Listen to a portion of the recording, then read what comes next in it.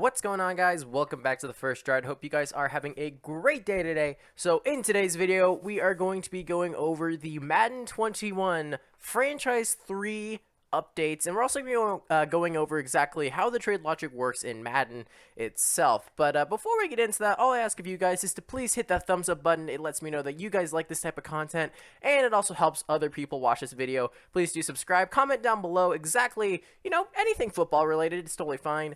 And you know what? Without further ado, let's get into the video.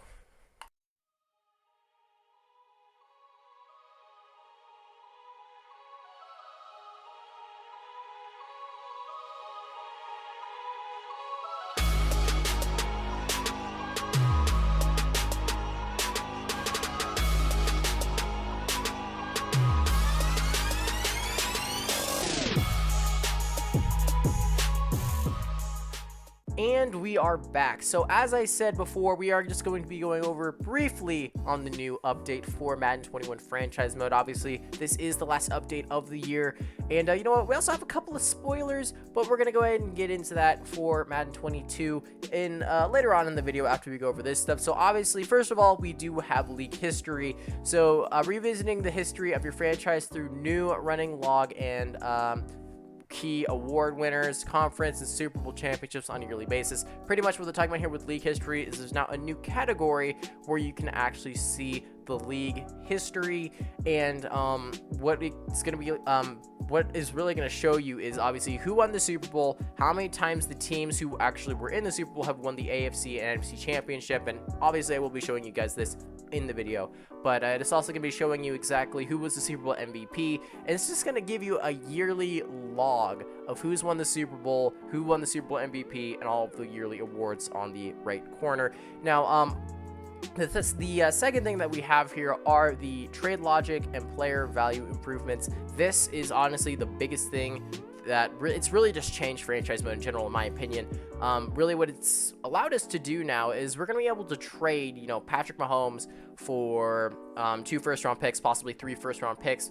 And obviously this was not possible in but obviously before this update, Patrick Mahomes, literally you could not get him. It would be at the lowest value possible to get Patrick Mahomes no matter what you did. You could give them 3, number 1, number 2, and 3 picks in the first round, and Patrick Mahomes would just not, they literally just would not let you come. They would not let him come to your team. Obviously this is changed now, so you can actually get Patrick Mahomes. You get, Myles Garrett. You can get Bobby Wagner. You can get Michael Thomas. You can even get Russell Wilson. I might try that out here in the video a little bit later on with Russell Wilson. That could be interesting.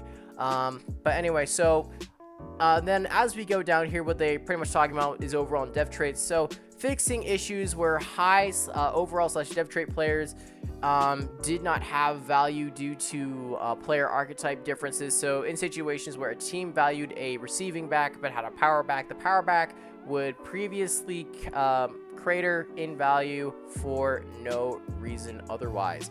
Value is now more consistent as a result. So the value of a player has been corrected instead of it being more of a scheme fit. What they're doing now is they're looking at the overall and the dev trait more and just like, hey, you know what, if you have Saquon Barkley, obviously he's young, he has a X factor, and let's just say you wanted to get a, I don't know, first round pick, right? That's actually possible now, just because it doesn't really matter of the archetype more. Now it's just more of the overall and the depth trait, which is nice.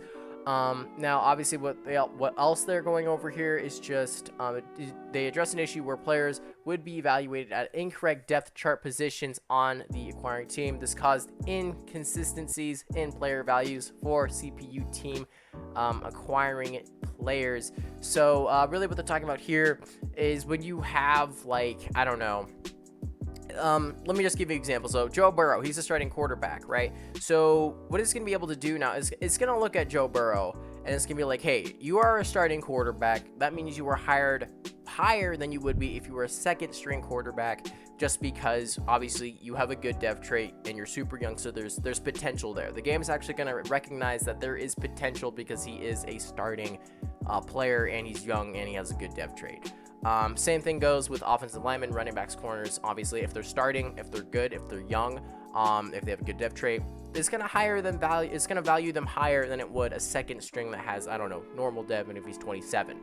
Now obviously here additional updates were also made. So base values of every position at each depth chart slot for all 32 NFL teams, including franchise-specific schemes to address isolated value issues and authenticity improvements, which is good. Allow both teams to access the premium value associated to trades, which gives each team a better picture of the player's actual value. That is also very nice. So obviously these are just all little things, but they are good. And it also says here that based on whether your team runs a 4-3 or 3-4, certain defensive positions will be valued differently. So let's just say if like you run a 4-3 team, that 4-3 team needs a second starting defensive tackle, or a 3-4 needs a second starting middle linebacker. Similarly, the value of a 3-4 outside linebacker and a 4-3 defensive end share as edge rushers on their defensive fronts warrant differences in value, teams now considering differently than 4-3 offensive. So pretty much what this is just saying is that since 4-3 and 3-4 schemes are very different, they use outside linebackers, they use linebackers and edge rushers differently. Really, in my opinion, they are opposite. So what it's going to be doing now is like, hey, you know what? If you needed a second defensive tackle and you're in a 4-3 scheme, what you're going to have to do here is you're going to have to try to get a similar player that's also in a 4-3 scheme on a different team in order to make the trade a little bit more highly valued. Now, obviously, they did do the draft pick value. So first-round picks pretty much just are highly valued now compared to how they were. So for example, the Patrick Mahomes trade like I was talking about earlier, with that now what you're gonna be able to do is a first round pick, instead of it's being at the very bottom red when you give a first round pick for Patrick Mahomes, it's gonna be like a third of the way, or if you give 2 first round picks, it's going to be 2/3 of the way. So it is hard to get Patrick Mahomes now, but it's not impossible. I will say that. I have tried it. It's not impossible. You can actually get Patrick Mahomes now. Now, team philosophy value differences. So teams will have more, I guess, just teams are going to have better philosophy in terms of how they want to value their players. So if you have a team that's about to make the playoffs, if they're in playoff contention and you're trying to get Russell Wilson, they're probably not going to want to trade him. But if they're 4 and let's just say 4-8, right, and they're obviously not going to make the playoffs, and you try to trade for Russell Wilson, hey, you know what? You can actually make that trade now. Just because they're not going to make the playoffs, and they might be looking for a different quarterback to maybe just rebuild their team. Now, player value modifiers. Obviously, quarterbacks are going to be valued higher. So they also added logic to no longer apply bonus first year of contract values to players who are only signed to a 1-year contract. Previously, all players on 1-year contracts received a value bonus that would only intend players on long-term contracts. So they did fix a lot of bug fixes. Obviously the trade logic has been improved massively. And yeah, so this is all cool. Obviously, I already talked about the QB specific values, and this is kind of the little sneak peek that we get from Sean Grady. Now, as you see here, he pretty much just talks about, hey, Madden, the game's good now. We fixed the game for you guys, franchise mode. It's all good to go. But hey, you know what? You see this right here? Staff management. They have finally added a coaching carousel, and it looks like this is going to be in Madden 22.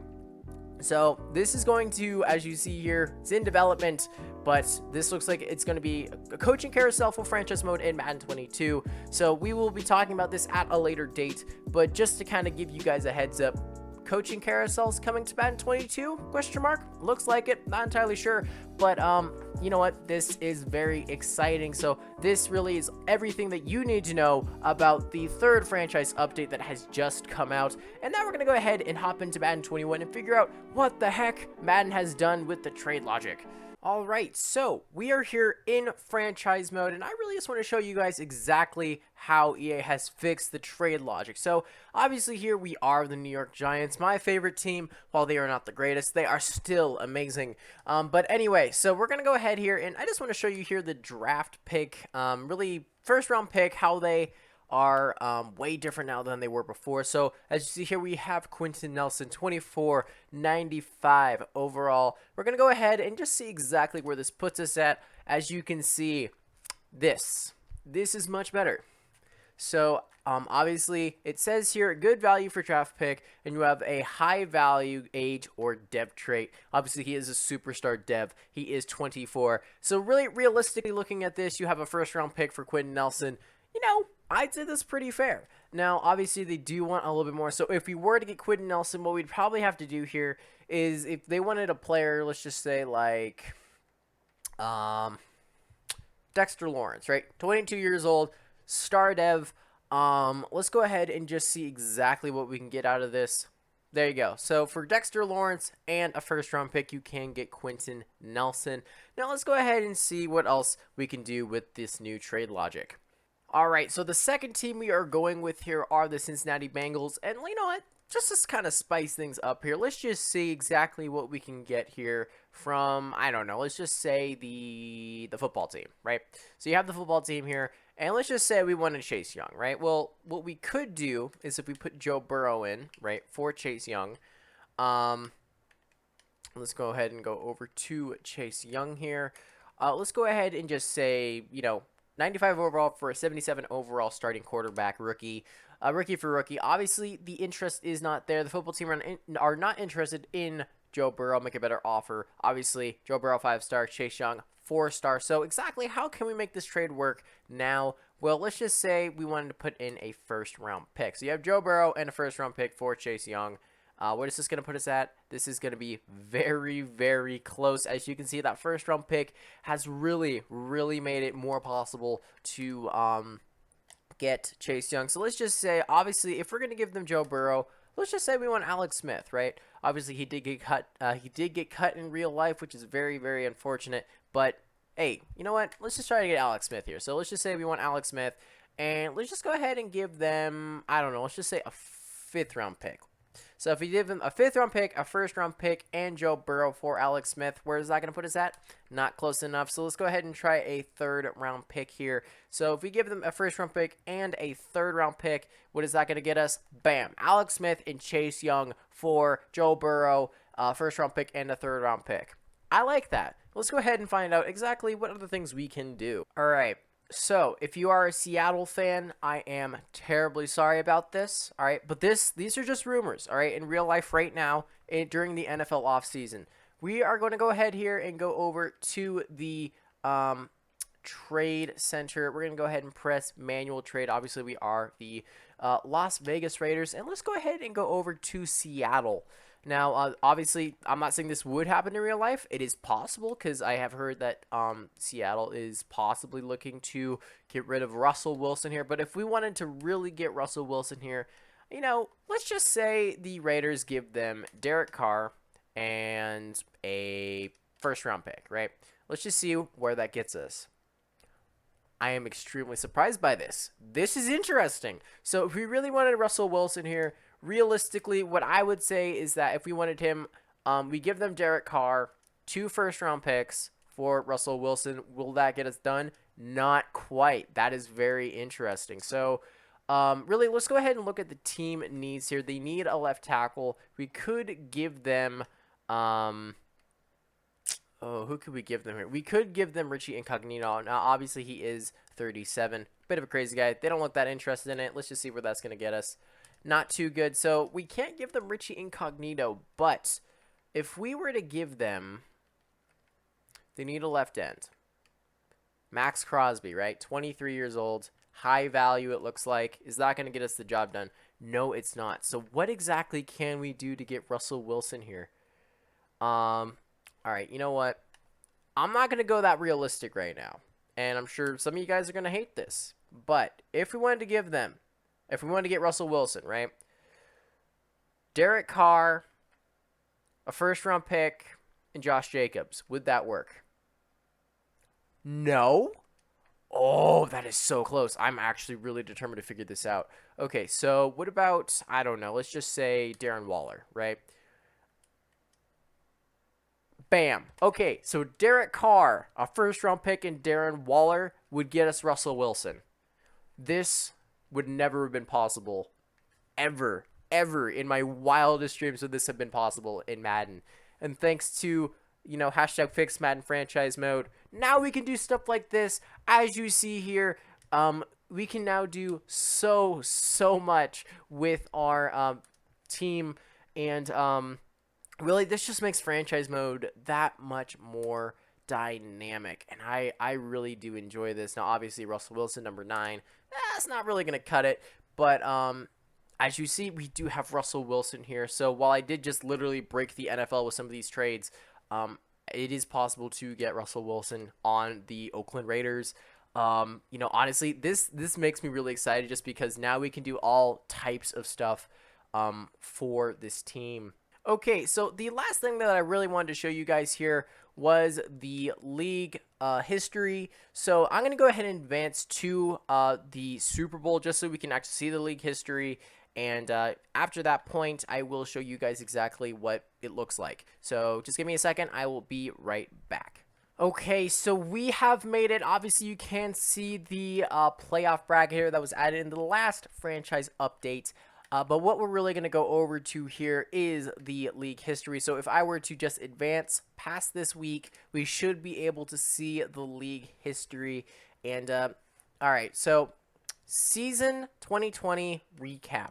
So this is what you're going to find when you go over to league history. Obviously, we only have for 2020, but let's just say if you're in 2026, you're going to be able to press RT, go all the way up to 2026, and you'll be able to see the score. So obviously, the Saints played the Patriots in this franchise. Drew Brees was the NFL MVP. Finally, I wish that happened in real life. But Kevin Stefanski, Coach of the Year. Offensive Player of the Year, Drew Brees. Defensive Player of the Year, Fred Warner. Offensive Rookie of the Year, Joe Burrow. And the Defensive Rookie of the Year was Kyers Barnes. I don't think I've ever heard of him before. That's interesting. Anyway, so as you see here as well, we have the 12-time AFC champions, the New England Patriots, and the 2-time NFC champions, the New Orleans Saints. So Cam Newton, you know what? It looks like he went on a bit of a run this year. He did get Super Bowl MVP, which is, hey, you know what? What a story. What a story right there. What a G. Now you do have the 7-time Super Bowl champions, New England Patriots. So instead of Brady winning the Super Bowl, getting 7 rings, it looks like the Patriots have won this battle, and the New England Patriots have won the Super Bowl. So obviously, obviously this is a small thing, but it is a very cool thing. So going into your new franchise leagues, and current franchise leagues, you'll be able to see once you win the Super Bowl, your stats, and this will actually be the NFL history. I think everybody should be able to see the league history. If you're in, 2030, you should be able to actually see, who's won the Super Bowl for the past 10 years previously. And now that is possible. So while it is a little thing in Madden 21, it is a good thing, along with obviously Russell Wilson being on the Oakland Raiders. It is a lovely thing to see. Maybe not for Oakland Raiders fans, because we did go 9-7 with him. But it is a thing that it's possible now. So this is really cool. I'm super excited about this. So anyway, this is how I wanted to end off the video. If you guys did like this video, once again, please do hit that thumbs up button. I would really appreciate it. And it also lets other people know exactly, hey, maybe they should check out the video. Make sure to comment down below what you guys think of just Madden 21, the new trade logic, really anything football related, or even MLB The Show related. That's going to be on the channel more. And also make sure to go check out my social media down below. Now, with that said, I hope you guys have a great day, and I will see you guys next time.